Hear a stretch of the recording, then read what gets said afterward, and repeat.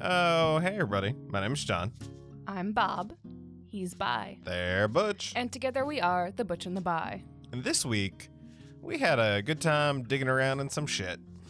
We had a good time watching chaos theory in action. We had a good time watching a billionaire realize something. We had a good time watching a man realize, yeah, no, I could have kids. We had a good time watching the expiration of an entire creative career. We had a good time watching Jurassic Park.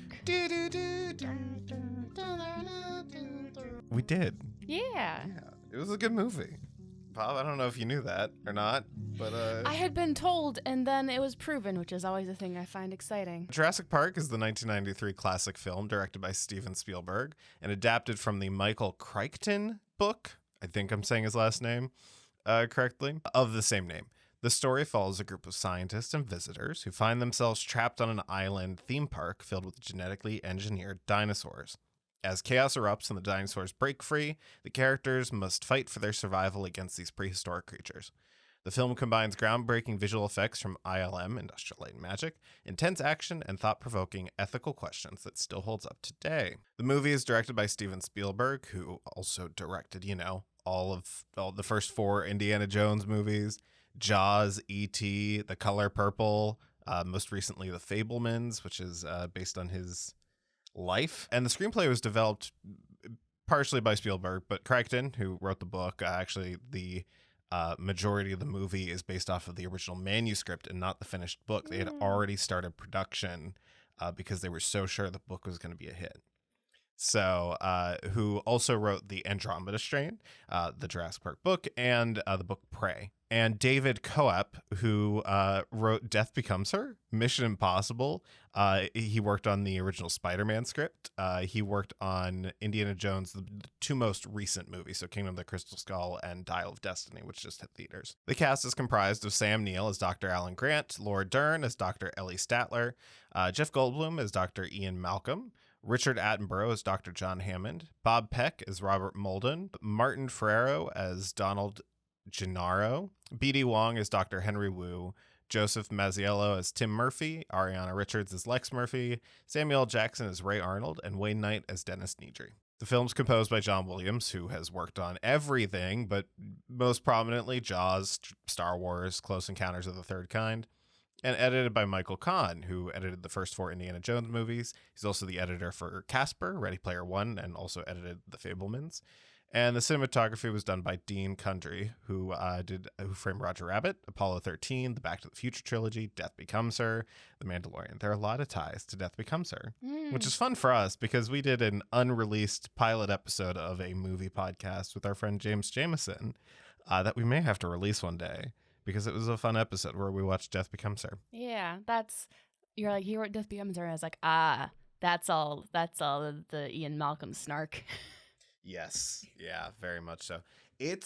So I'm biased towards this movie. Now, I didn't watch it as a kid, though.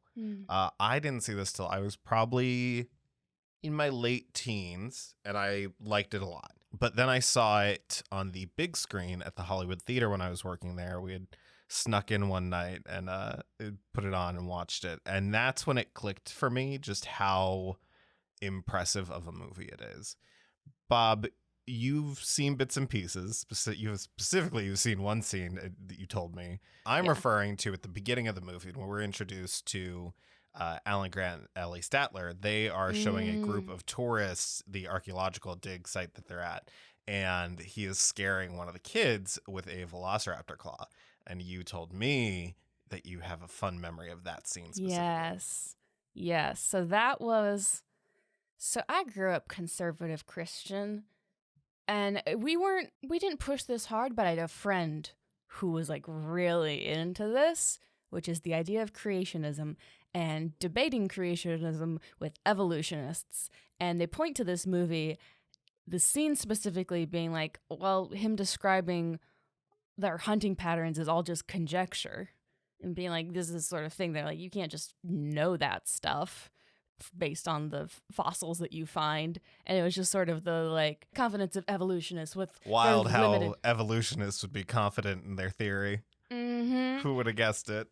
Yeah, so that was a thing that I had seen previously, and it was just Yeah. it stuck in my mind. It's like, oh, this is right at the beginning of the film. Yeah. Another fun thing about that scene is when Jurassic World was first released, which is kind of follows the same path as Star Wars Force Awakens, where it's a pseudo reboot. A lot of people were pushing the theory that Chris Pratt's character was that kid, all grown up kind of thing, which never came to be any sort of thing ever. So now that you've seen the movie, without getting into any spoilers yet, even though it's Jurassic Park, and I imagine everybody listening to this has seen it. If you haven't, go watch it. It's amazing, and it holds up.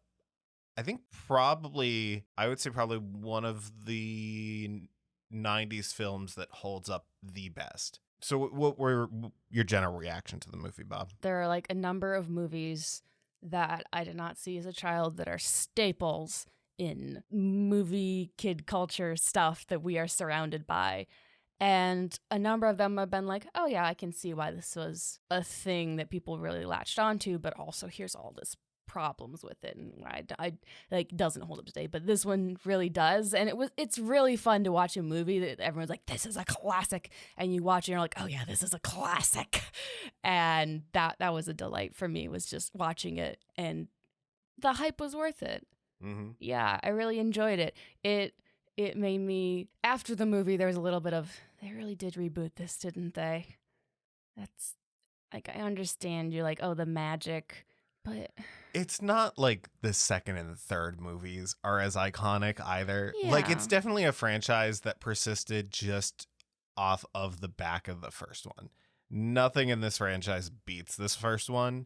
I enjoyed Jurassic World when it came out. I was like, oh, this is fun. And maybe that's tied to I didn't have as much childhood nostalgia. Like, if they did like a sequel to Small Soldiers in a similar way, I'd probably be like, oh, what are you doing? Like, there's you just reboot it instead, kind of thing. Like, it's one of those instances where I like just reboot it. But no, I think there's this iconography, and I mean that's part of the movie's narrative, is the kind of like merchandising, the capitalism of it all. It's that brand identity that's so strong, and it's also, it came out at a time where like the Disney parks were at their height. Like, the 90s and Disney parks were bread and butter. I mean, so much so that like all of the ABC shows had episodes where the cast was just at the parks kind of thing, doing a bottle episode in like Disney World or Disneyland. And so this movie really digs into that kind of sense of wonder and exploration, but kind of points out all of the flaws with that when you apply it to something as uncontrollable as nature, and in this case, bringing dinosaurs back to life. I really love, there's not a moment of dialogue that's wasted by a lot of these characters, especially Dr. Malcolm. Pittsburgh's own Jeff Goldblum. Yeah, it's just, he's doing his Jeff Goldblum things where he's going, like doing that stuff, and it works so well for the character because he's just there to point out like one of probably the most iconic line from this movie is, your scientists were so preoccupied with whether they could or not that they never stopped to think if they should. And it's just that that can be applied to so many things, but in this movie it's one of those things where it's just like, yeah, you shouldn't have done that, champ. Like, really bad idea. Yeah, just through and through. And then he gets to quip later, like, I'm so sick of always being right. But he's a professor of chaos theory, which is such a fun character thing. It's like, yeah, I do chaos theory.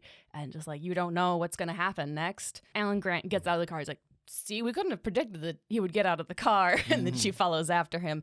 Their dynamic is so good. They have such good chemistry, and it's really fun. The chemistry with this cast, especially with the kids and Alan Grant, because they spend the majority of the film together, him protecting them. And like, that's the thing, is this movie, it is one of the heaviest visual effects movies of its time. And that is never taking away from the story and the characters. It's just one of those movies that when you watch it, you feel so much kind of thing. Like, I was welling up even at the beginning when they first arrive at Jurassic Park and they're on the Jeeps and they're going down the hill, and like Statler's busy looking at a plant and Grant's looking at a dinosaur and turns her head, and there is that wonder and awe, and it's also that wonder and awe of, at the time, like, this was the most impressive visual effects film, period. Like 1993, period. And people were seeing this and really taken aback, and it still, some of the dinosaurs don't hold up as well, but the one that holds up the best is the T-Rex. And that's I made Bob watch right before we recorded. Disney Plus, there's a 6 episode mini documentary series called Light and Magic, which is about the history and development of industrial light and magic. They are responsible for everything we have visual effects, and just not even visual effects wise, like Adobe would not exist without industrial light and magic. Audio editing would not exist. Digital movie theaters would not exist. There are so many things that would not exist if not for the developments made by the team at ILM. And this movie was doing something really wild because it started with stop motion with Phil Tippett and Stan Winston. So they had developed these large scale models for the T-Rex. They had developed all of these miniatures for like the velociraptors and stuff. And then the team at ILM, a lot of the younger people at ILM, had started putting together computer versions, kind of not officially sanctioned by the film production. It was more of a side project until Kathleen Kennedy and a lot of the producers came in and saw what they were working on. It was like, that's for Jurassic Park, right? And it started this kind of very fast snowball effect where Phil Tippett went from being kind of the hands-on guy creating the motion to the guy that people like. He was the producer for the animation. And it's really wild to think about how much of a light switch that was, and how like clear it is on screen, because you can tell which dinosaurs were more heavily influenced by that original stop motion that they had done versus the ones that were developed completely with the CGI. The two that stand out to me as like kind of not holding up the best are it's like the gazelles or whatever. Doesn't look too great. And then for as impressive a scene as it is when they first see is the Brachiosaurus or the Brontosaurus? What's the big one? Yeah, I think it was Brachiosaurus. Yeah, that under the light of a modern television does not hold up to scrutiny. But again, the narrative part of that is still the like core of that, and so it holds up still. But the T-Rex looks incredible. Yeah, I love so much the characters of the two doctors who've been studying these things their whole lives, and the conflict of like, this is so cool, oh my god, I'm finally getting to interact with these things alive, and also you should not have done this. It's so interesting, that dynamic, and seeing them react like kids to seeing these animals, and like Ellie running up to the Triceratops and be like, I'm gonna stay and help out with this. It's sick and I want to help. It's just that energy is so palpable and good, and it was a thing that I hadn't seen a lot of. That wasn't like a thing that gets shared. So that was something that really delighted me, was their delight, which is they're really great actors at doing it. And yeah, it makes that rug pull all that much more, like that reality check that they all get of like like end of the movie as they're escaping from the visitor center. Alan Grant says to John Hammond, after careful consideration, I've decided not to endorse your park. And John Hammond goes, same. Like, and it's that thing of like, it is a cautionary tale, and it's executed so well. And that's the thing, is this cast, like everybody has a purpose in this movie, and a purpose both for the narrative, but also a purpose for the other characters. Like the kids are there to kind of help Alan Grant become less kind of this like cold, shut off kind of person. You know, Malcolm is there to kind of, and again, it's all towards Alan Grant. He's the main character.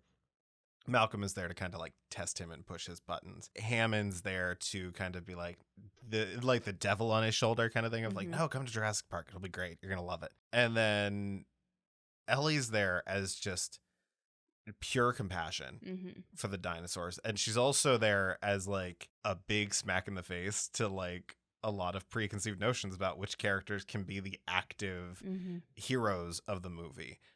She gets one of the best like sequences of just being chased by the velociraptors with the hunter dude.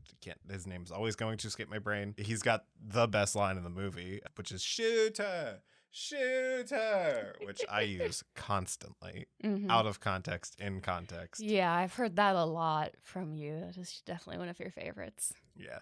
Speaking of favorites, what are your favorite parts of this movie, or favorite characters, or is there a favorite scene? What is the thing that really struck a chord with you? When they've climbed up in the tree and the brachiosauruses are singing and they get to feed one in the morning, like that is absolutely my favorite part. It's just very quiet. It's that part partly because I'm obsessed with like whale song, and I love nature singing because it's a reminder that that's just a force of nature and not something you have to be good at, because that's so much of what humanity has done is like you have to be good at this thing and be able to market it. Like even if you're just doing it for fun, you shouldn't sing poorly for fun. And that's why I love animals singing. And just beyond birds also, if you ever hear like a little cockatiel whistle a tune that's a song you recognize, you can hear them being off key and like stuff because that's not what they're concerned with. And so I just love the long necks above the trees singing in the night to each other. Yeah, I can't believe they stole that from Last of Us. Mm-hmm. It's weird. If I had a nickel for every time a tall-necked animal came up and let someone feed it, I'd have 2 nickels. And then right at the end when they're escaping and they see the bird flying, and it's like, all right, we don't need to revive things from the past to have wonderful, amazing, like all of nature as it is amazing and worthy of the awe that we felt and the compassion we felt towards the dinosaurs. That money could have been spent doing so much for the animals that were already there, rather than creating this theme park. Rather than terraforming a whole island. Like that's the other thing. The plant life is all of, well, not even of the correct. That's the other part of it too. And people always talk about like, oh, Jurassic Park is inaccurate because dinosaurs are more genetically related to birds. And that's part, like, they say that at the beginning of the movie, and that's part of that is that they used frog DNA. So, like, of course they were screwing with nature in a way that was going to bite them in the ass because they weren't recreating dinosaurs the way that they were. They were creating a whole new creature and acting as though, well, we have a perfect understanding of how this is work. You never had a perfect understanding of dinosaur DNA, let alone the fact that what happens when you combine it with something as malleable as frog DNA. And that comes to bite them in the ass later. Yep. For like 6 movies. I love that. I really do. It's just a reminder that sex and nature is not binary. And I love little things like that. Just like, yeah, you have a whole bunch of women and some of them women are like, well, we need men. So I'll take on the task. That is such a good little twist that like I've known forever, but still seeing it, I was just like, yeah. Right. That's the thing that baffles me. I've seen this movie at least a dozen times since I first saw it. And every time I watch it, more and more I find myself like emotionally reacting to the movie. It's one of those things that it's still thrilling. It's still emotional. It's still smart. It's still witty. It's still beautiful. It's all of these things, and it holds up on rewatch. And I found as I've gotten older and as we've watched more and more movies over the years through this podcast, I sometimes struggle with rewatching things. When we did our Star Wars watch during the pandemic and we got to Return of the Jedi, like the episode 6, I realized how much I don't like that movie. I think I enjoyed it the first couple of times I saw it, but it was one of those movies that rewatching it just doesn't hold up as well as something like Empire. And it's so wild to have that dichotomy of like the movie directly before it. And so, but Jurassic Park isn't one of those movies. I could rewatch this movie as much as I rewatch Clue and will always find something new to enjoy about it, or notice something new or just react in a way that I wasn't expecting. And it's just a really, really good time. I think one of my favorite scenes is it's right after Grant saves the kids. It's nighttime and John Hammond and Ellie Statler are in the dining room of the visitor center, and he's eating the ice cream because the freezer power is out and it's going to go bad. One of the big lines he says throughout the movie, kind of to sell everybody on it, is we spared no expense. Mm-hmm. They did spare an expense, which is their IT department. That's a whole thing. Mm-hmm. But they're having this conversation and Ellie says to him, you can't think your way out of this, John. And let me tell you, as someone that has had that said to me in therapy, literally word for word, it's one of those things that's like, you didn't think your way into this situation. You reacted your way into this situation. You can't react your way out of it, or you can't think your way out of it. And it's such a wonderful, because it's such a small moment. There are no major visual effects.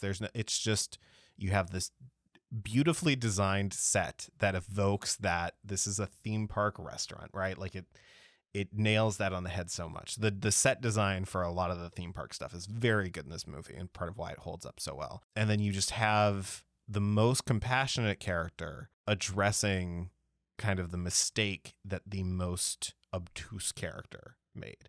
And it's just really, really lovely. Yeah, because we spared no expense comes up as this little recurring bit, and when she eats the ice cream, she says, it tastes great. And he's like, we spared no expense, and it's this really sad button. Yeah. Because that's the last time he says it in the movie, right? I'm pretty sure, yeah. It's when you realize. But yeah, I also did not know the villain thing with with Nidri. Yeah, so it's one of the wackier things in the movie is that the mailman from Seinfeld is paid to steal the dinosaur DNA, and in order to do that, he has to shut down the security system. And had John Hammond spared no expense, that wouldn't be a problem. I loved it because me and Mandy did an episode of our show from a fan's perspective on Jurassic Park and Jurassic World, which is why I'm remembering that I did do a podcast episode on this movie. And I was like, haven't we done this before? But I'm realizing I did it. You did it before. Also, watching this movie when the Barbasol can came out, I was like, oh, that's what that art was. Yeah. Because you had done the art for that. Yeah, I did the art. And when I first showed Mandy the art for that episode, I ended up adjusting it more. She didn't immediately get it. I'm like, how? It's such a... It is the MacGuffin of the film kind of thing, in a way that, like, it's a MacGuffin of the franchise. But it's this Barbasol container that has all the DNA, and it gets buried in the mud. And that, of course, does come into play in the sequels. I figured, but it also was just a fun parallel to dinosaurs before. It's just like, well, here's all this genetic material, and now it's in the mud, just like all of those skeletons. In a man-made device, just like the DNA is man-made. And the other part was the visitor center. Yeah, that was a very fun. I will post that on our threads that we're on now, because that's a thing. But yeah, the Nidri's kind of, he's the villain. God, that's the interesting thing about this movie is the movie's about nature. And like survival of the fittest and evolution. And so like the T-Rex and the Velociraptors, they're working off of instinct. They're working off of survival. And the same could be said about Nidri. He does not feel appropriately compensated by this billionaire who is, he calls him dad at one point. I'm never sure if it's a bit or if they're actually related, but he's being exploited by this billionaire to be the one to run the entire system for this park, which is an insane thing to do. So he's going off of instinct. He's like, well, I need to be compensated appropriately. So he's not necessarily like the antagonist. I don't think there was ever any point where he's like, I'm intentionally trying to put everyone here at harm. Yeah. This is going to reset in a little bit anyway. So I'm going to go do my thing. You guys will be fine. Just stay here. He leaves. But the problem is it doesn't reset. And that's what puts everyone in danger. And then he makes it a little harder for them to get into, which is another problem. But I think that's the thing is like the main antagonist of the film is this Velociraptor. She's the first dinosaur that we see at the beginning of the movie, and she's the clever girl in that scene, and she's kind of the one that, like, she killed all but two of the other Velociraptors to keep as little minions, because the T-Rex, again, survival instinct, just trying to eat. Like he tries to eat that car. Yeah. Or I guess they're all she. Yeah. You keep calling the Tyrannosaurus Rex he. Big, strong is he, and graceful, skinny no. is she. No, I was just like the feminist icon. But yeah, because it's biting this car and it's like, I felled my foe. This isn't meat. What's going on? But yeah, I love the description that they were giving of how smart the Velociraptor was, and like they were checking for weak points in the gate and like having to drop the cow in from above. The cow and the goat, the most rough Yes, the loss of farm They tried life. to goat the dinosaur out with a goat. Yeah, I think, and that's what my other favorite thing from this movie is the Velociraptor chasing from the end of the movie. It is. We were sitting there watching it, and we play a lot of the video game Dead by Daylight with our friends, which is a game where you're playing one player's playing as kind of a horror movie slasher, and then the other playing as survivors trying to escape the area by fixing generators. And we had the realization that a Velociraptor killer and two of the characters from this and the visitor center as a map would make a great DLC for that, because it's such a great. The kids are being chased around and they have to sneak their way around this kitchen. And that's the other thing is the kids are constantly put in danger in this movie in a way that's believable. Like there are points where you're like, are they going to kill off a kid? And they don't in the movie, but it's wild. That was a thing when they were cutting down from the tree and the car was slowly moving down after them. I really like that, like in a movie where a lot of things is like nature, also just having a thing that's like the interaction of technology and nature, with the tree breaking as the car is pushing through it, is also very good. Hey, Bob. So I have some recommendations for films people might enjoy if they like Jurassic Park. Let me know if you have any. First up, I have 1999's Mummy. We enjoyed it a couple weeks ago, and I think it fits that kind of adventure sense of wonder. In this case, it's about Egypt. So it's fun that it's like, hey, what are 2 of 3 things that young autistic kids get super obsessed about? What was your child? Did you get into the Egyptology? Were you into dinosaurs, or were you into trains? Oh, I was going to say, so there's 4. Trains, planes, dinosaurs, and Egyptology. Well, trains kind of can expand. Trains is the typical one, but like vehicles in general. Okay. Yeah. I just go with trains because I like trains. Yeah, we know, Bob. Yeah. I didn't subscribe to any of those stereotypical ones. I was into composers of art music. I knew way too much about Beethoven and Mozart and Haydn and all the rest of them.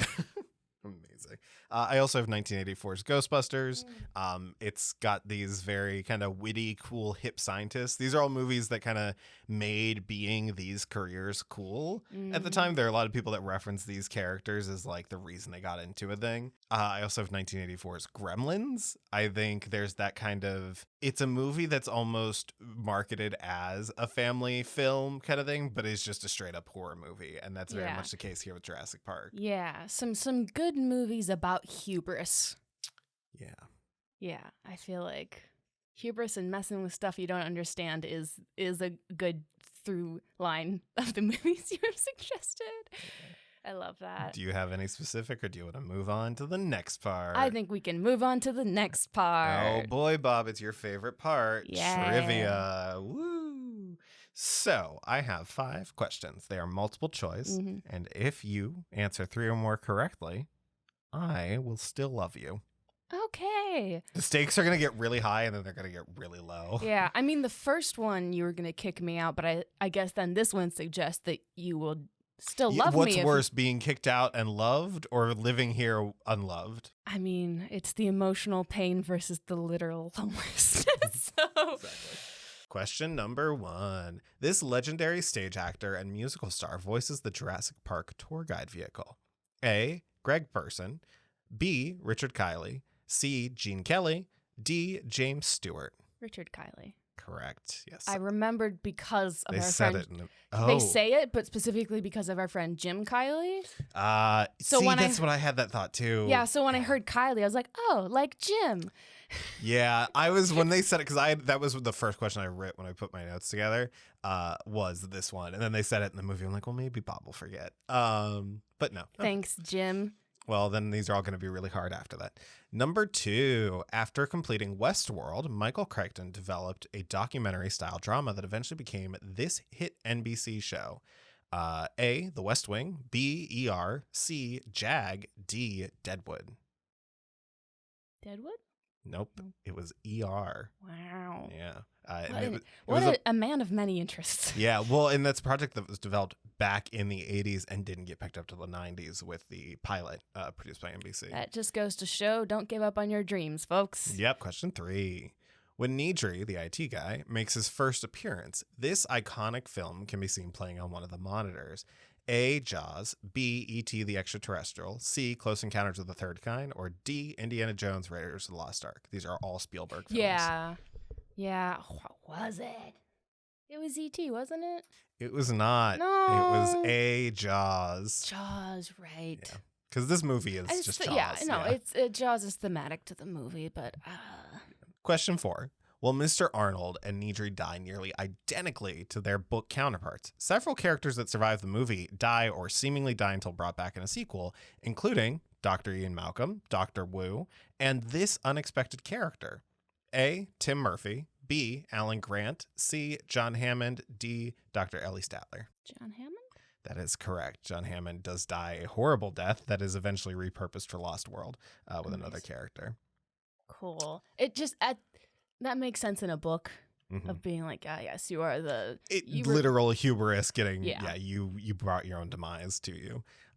Number 5. This one I don't think you're gonna get because it's really specific, but who knows? It also all rides on this because I have 2 and 2. Yes, this SUV modified to act as the tour vehicle. A, Range Rover County LWB. B, Jeep Grand Cherokee ZJ. C, Toyota Land Cruiser, or D, Ford Explorer XLT.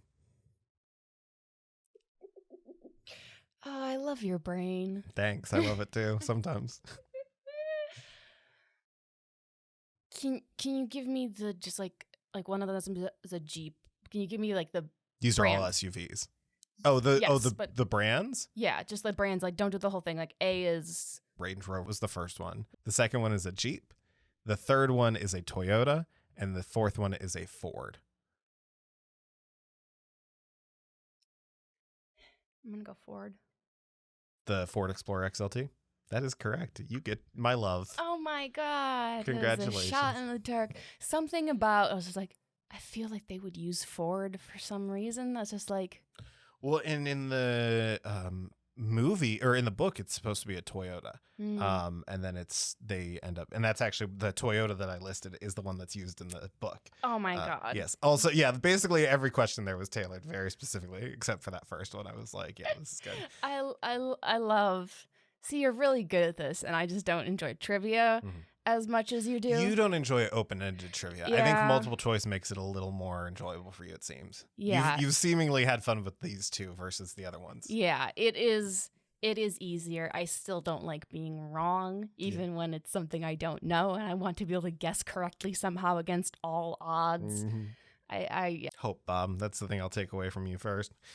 Speaking of taking things away from you, Bob, do you have any final thoughts, any final takeaways from this movie that you didn't get to?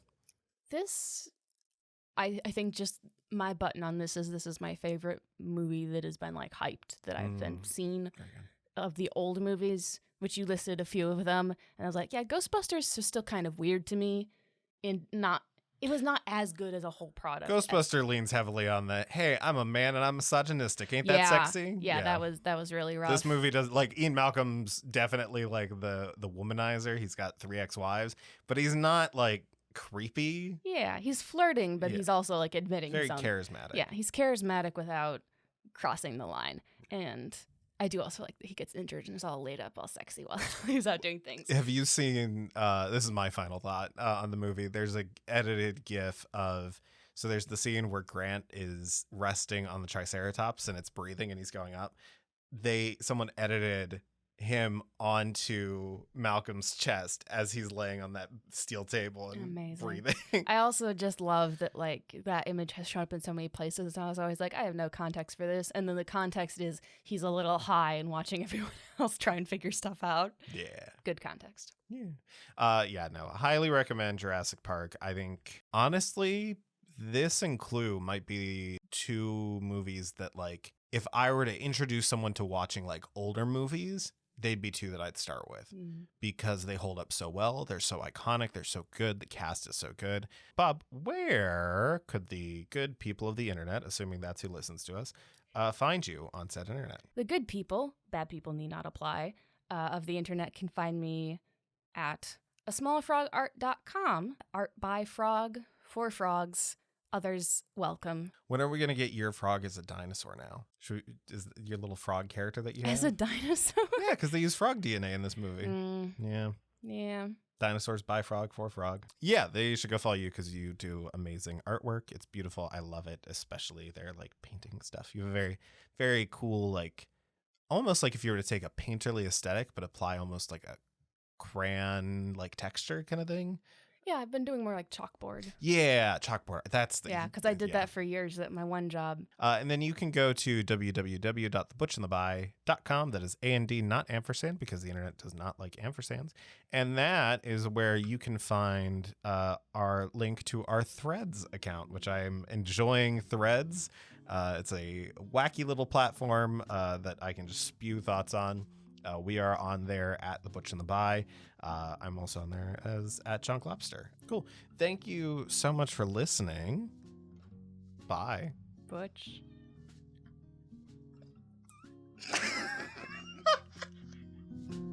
Oh my God.